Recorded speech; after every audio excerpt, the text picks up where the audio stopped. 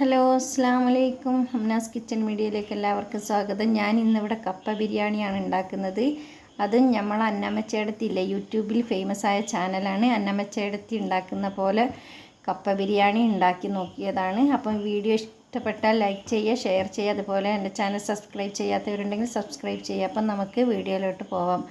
അപ്പോൾ അതിന് വേണ്ടിയിട്ട് ഞാൻ അരമുറി തേങ്ങ ചിരവിയതും പിന്നെ കുറച്ച് തേങ്ങാക്കൊത്തും എടുത്ത് വെച്ചിട്ടുണ്ട്. ആദ്യം നമുക്കിത് വറുത്തെടുക്കാം. അപ്പം നമുക്ക് ആദ്യം തേങ്ങാക്കൊത്തൊന്ന് വറുത്തെടുക്കാം. അതിന് വേണ്ടിയിട്ട് ഓയിൽ ഒഴിച്ച് കൊടുക്കുക. സൺഫ്ലവർ ഓയിലാണ്, സൺഫ്ലവർ ഓയിൽ. ഇനി അതല്ല വെളിച്ചെണ്ണയിലാണെങ്കിൽ അങ്ങനെയും കുഴപ്പമില്ല.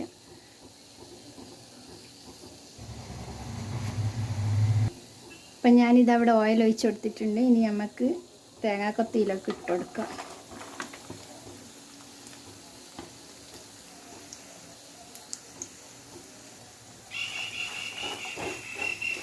ഇത് നന്നായിട്ടൊന്ന് വറുത്തെടുക്കണം.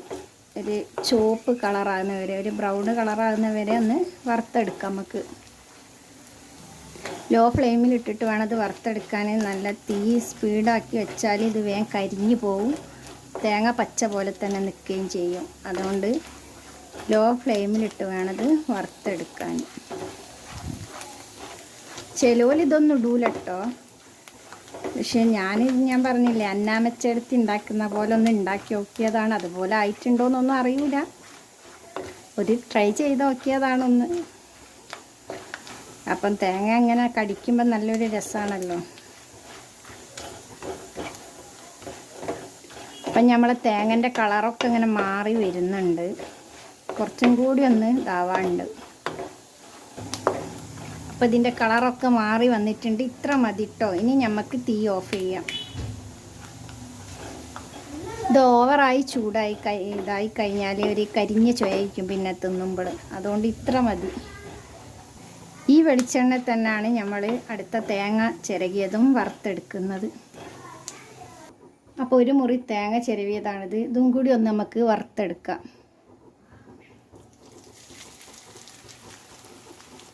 കുറച്ച് കരിയേപ്പിൻ്റെ ഇലയും കൂടി ഇട്ട് കൊടുക്കുക. എന്നിട്ട് ഇത് നന്നായിട്ടൊന്ന് വറുത്തെടുക്കാം. നമുക്ക്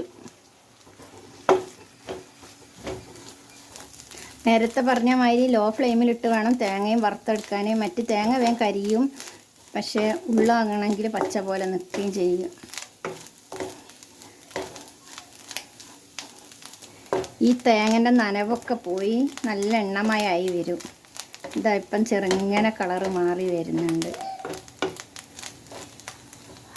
ഈ കപ്പ ബിരിയാണിയിൽ ചെറിയ ചെറിയ മാറ്റങ്ങളൊക്കെ ഞാൻ വരുത്തി കിട്ടോ. അതുപോലെ തന്നെ അല്ല ഉണ്ടാക്കുന്നത്. പിന്നെ നമ്മളടുത്തേക്കൊക്കെ ഇതിന് കപ്പയ്ക്ക് പൂളക്കേങ്ങ് എന്നാണ് പറയുക. ചിലയിടത്തേക്ക് മരിച്ചീനി, അങ്ങനെ പലതും പറയുമല്ലോ. ഓരോരുത്തരുടെ സ്ഥലത്തേക്ക് പല ഭാഷകളാണല്ലോ. അപ്പം നമ്മളെ തേങ്ങ ഒരു ബ്രൗൺ കളറായി വരുന്നുണ്ട്. കുറച്ചും കൂടി ഒന്നാവണം. പിന്നെ നമുക്ക് ഗ്യാസ് ഓഫ് ചെയ്തിട്ട് ഇത് വേറൊരു പാത്രത്തിലേക്ക് മാറ്റാം. ഈ പാത്രത്തിൽ തന്നെ വെച്ചാൽ ഇത് ഇനിയും കളറ് മാറും. ചൂടുകൊണ്ട് ഇനിയും ഇതാവും. അതിനെക്കൊണ്ട് വേഗം നമുക്ക് വേറൊരു പാത്രത്തിലേക്ക് മാറ്റി കൊടുക്കാം. അതല്ലെങ്കിൽ ഈ പാത്രത്തിൽ തന്നെ വെച്ചിട്ടൊന്ന് ഇളക്കി കൊടുത്തുകൊണ്ട് നിന്നാൽ മതി. അപ്പോൾ നമുക്ക് ഗ്യാസ് ഓഫ് ചെയ്യാം. ഇതിനൊരു വേറൊരു പാത്രത്തിലേക്ക് മാറ്റി കൊടുക്കാം. ഈ പാത്രത്തിലാണ് നമ്മൾ കപ്പ ബിരിയാണി ഉണ്ടാക്കുന്നത്. ബീഫ് ഞാൻ കുറച്ച് നേരത്തെ മഞ്ഞളും ഉപ്പിട്ട് വേവിച്ച് വെച്ചിക്ക്. അതുപോലെ തന്നെ പൂളക്കേങ്ങും മഞ്ഞളും ഉപ്പിട്ടിട്ട് വേവിച്ച് വെച്ചതാണ്. ഞാൻ പറഞ്ഞല്ലോ പൂളാന്നാണ് ഞാൻ പറഞ്ഞത്. അതിനെക്കൊണ്ട് പൂളാന്നേ വായിൽ വരുള്ളൂ. കപ്പട്ടോ വേവിച്ച് വെച്ചതാണ്. അപ്പം നമുക്ക് ആദ്യം ഓയിൽ ഒഴിച്ച് കൊടുക്കുക.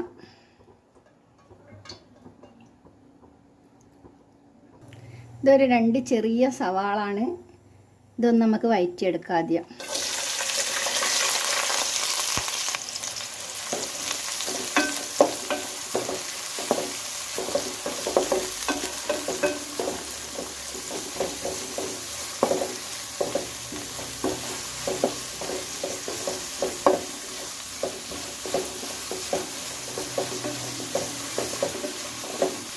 തോന ഉള്ളിയൊന്നും ഇടണ്ട. അതിൽ കുറച്ച് മതി. ഉള്ളി തോനായാൽ ഒരു മതിരിപ്പാണ് ഉണ്ടാവുക, അതുകൊണ്ട് തോന ഉള്ളിയൊന്നും ആവശ്യമില്ല. ഇനി നമുക്ക് ഇതിലേക്ക് പച്ചമുളക് ഇട്ടുകൊടുക്കുക. ഉള്ളി കുറച്ചൊന്ന് വയന്ന് വന്നിട്ടുണ്ട്. അതിന് മുന്നേ ആയിട്ട് കുറച്ച് ഉപ്പ് ഇട്ട് കൊടുക്കുക.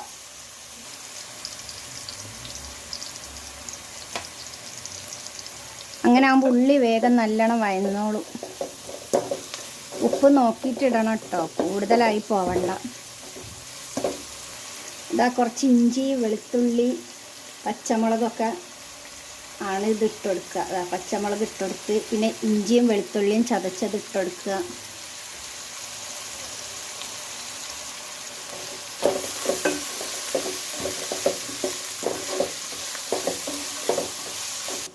ഇതിൻ്റെ ഒരു പച്ചമണം മാറുന്നത് വരെ ഇതൊക്കെ ഒന്ന് വഴറ്റിയെടുക്കുക.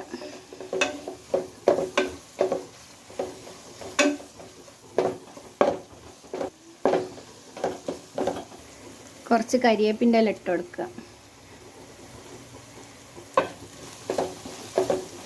ഇനി നമുക്ക് പൊടികളൊക്കെ ചേർത്ത് കൊടുക്കുക. കുറച്ച് മഞ്ഞൾപ്പൊടി, കുറച്ച് കുരുമുളകിൻ്റെ പൊടി, കുറച്ച് പെരിഞ്ജീരകത്തിൻ്റെ പൊടി. ഞാൻ പറഞ്ഞിക്കേ, ഞാൻ കുറച്ച് സാധനങ്ങളൊക്കെ ഇതിൽ കൂട്ടിയിടുന്നുണ്ട്. അതുപോലെ തന്നെ അല്ല ഉണ്ടാക്കുന്നത്, കുറച്ചൊരു മാറ്റമുണ്ട്. കുറച്ച് മുളക് പൊടി, അപ്പോൾ കുറച്ച് കുരുമുളക് പൊടിയും കൂടിയും ഇട്ട് കൊടുക്കുക. എരിവ് നോക്കിയിട്ട് വേണം ഇടാൻ, കാരണം നമ്മൾ കുരുമുളകും പച്ചമുളകും ഒക്കെ ഇട്ടതാണ്. അപ്പം കുറച്ച് ആദ്യം ഇടുക, എന്നിട്ട് എരിവ് നോക്കിയിട്ട് ഇട്ട് കൊടുക്കുക. പൊടികളൊക്കെ നമുക്ക് ആവശ്യത്തിനനുസരിച്ച് കൂട്ടുകയും കുറയ്ക്കുകയൊക്കെ ചെയ്യട്ടോ. അപ്പോൾ ഇനി ഇതൊന്ന് നന്നായിട്ടൊന്ന് ഇളക്കി കൊടുക്കുക.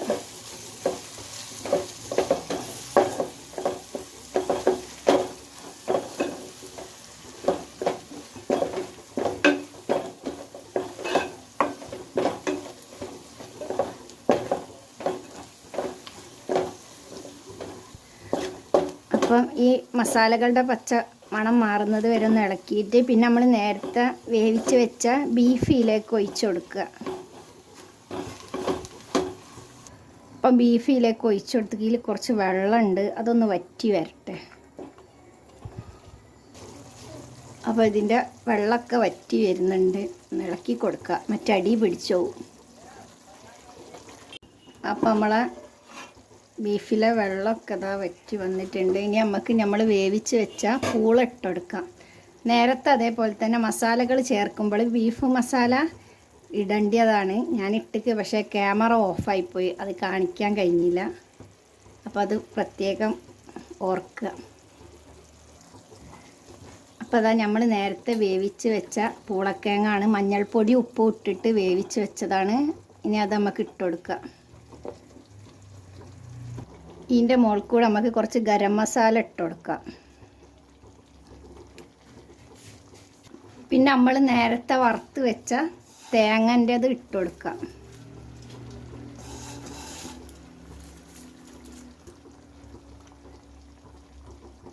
ഇതിൻ്റെ മുകളിൽ കൂടെ നമ്മൾ നേരത്തെ അതേപോലെ വറുത്ത് വെച്ച തേങ്ങാക്കൊത്തില്ലേ, അതും കൂടി ഇട്ട് കൊടുക്കാം.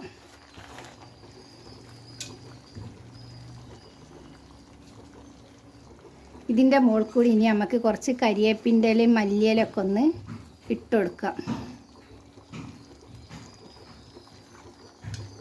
എന്നിട്ടിത് നല്ലവണ്ണം ഒന്ന് അടിച്ച് വെക്കുക. ആവി വരാൻ വേണ്ടിയിട്ട് നമുക്ക് കാത്തിക്കാം.